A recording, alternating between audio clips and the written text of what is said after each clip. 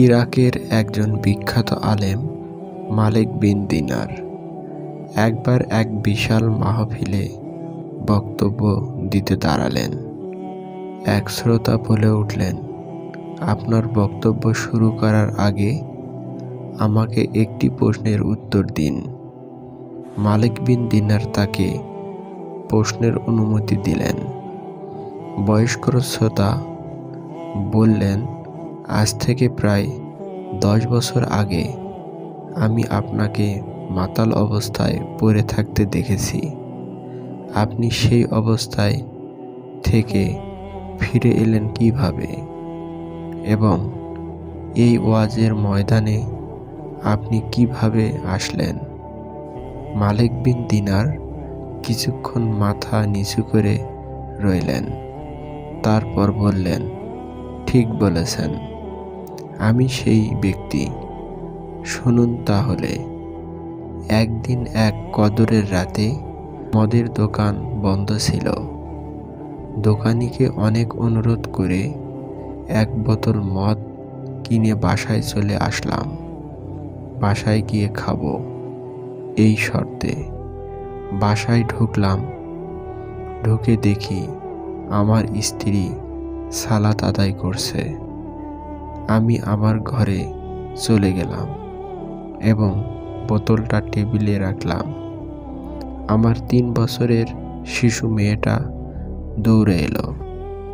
টেবিলের সাথে ধাক্কা খেয়ে মদের বোতলটি মাটিতে পড়ে গেল। অবুঝ মেয়েটি খিলখিল করে হাসতে লাগলো। ভাঙ্গা বোতলটি ফেলে দিয়ে আমি ঘুমাতে গেলাম। সেই রাতে আর মদ খাওয়া হলো না আমার। পরের বছর আবার লাইলাতুল কদর এলো। আমি আবারও মদ নিয়ে বাড়িতে এলাম। বোতলটা টেবিলে রাখলাম। হঠাৎ বোতলটার দিকে তাকিয়ে কান্নায় বুক ফেটে গেল। 3 মাস আগে আমার শিশুকন্যাটি মারা গিয়েছে। বোতলটি বাহিরে ফেলে দিয়ে ঘুমিয়ে পড়লাম। স্বপ্নে দেখেছি এক বিরাট সাপ আমাকে তাড়া করছে। এত বড় সাপ আমি জীবনে কখনোই দেখিনি। আমি ভয়ে দৌড়াচ্ছি। এমন এক দুর্বল বৃদ্ধকে দেখলাম। বৃদ্ধ আমাকে বলল, আমি খুব দুর্বল এবং ক্ষুধার্ত। এই সাপের সাথে আমি পারবো না। তুমি ওই পাহাড়ে ডান দিকে উঠে যাও। পাহাড়ে গিয়ে দেখি দাউ দাউ করে আগুন জ্বলছে, আর আমার পিছনে এগিয়ে আসছে সেই সাপ। বৃদ্ধের কথা মতো ডান দিকে ছুটে গেলাম। দেখলাম সুন্দর একটা বাগান। বাচ্চারা খেলছে। গেটে দারোয়ান দাঁড়িয়ে আছে। দারোয়ান আমাকে বলল, বাচ্চারা দেখো তো, এই লোকটিকে সাপটি খেয়ে ফেলবে, নয়তো আগুনে ফেলে দিবে।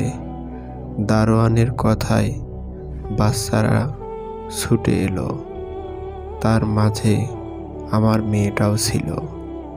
মেয়েটি আমার ডান হাত জড়িয়ে ধরে বাম হাতে থাপ্পড় দিয়ে সাপটিকে দূরে ফেলে দিল।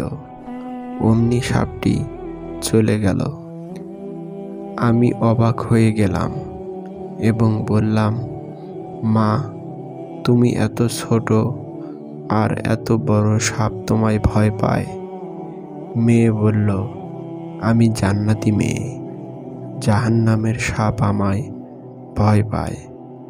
আব্বা, এই সাপকে তুমি চিনতে পারছো? আমি বললাম, না মা। আমার মেয়ে বলল, বাবা, এ তো তোমার নফস। নফসকে তুমি এত বেশি খাবার দিয়েছো যে সে আজ এত বড় এবং এত শক্তিশালী হয়েছে। সে তোমাকে আজ জাহান্নাম পর্যন্ত তাড়িয়ে নিয়ে এসেছে।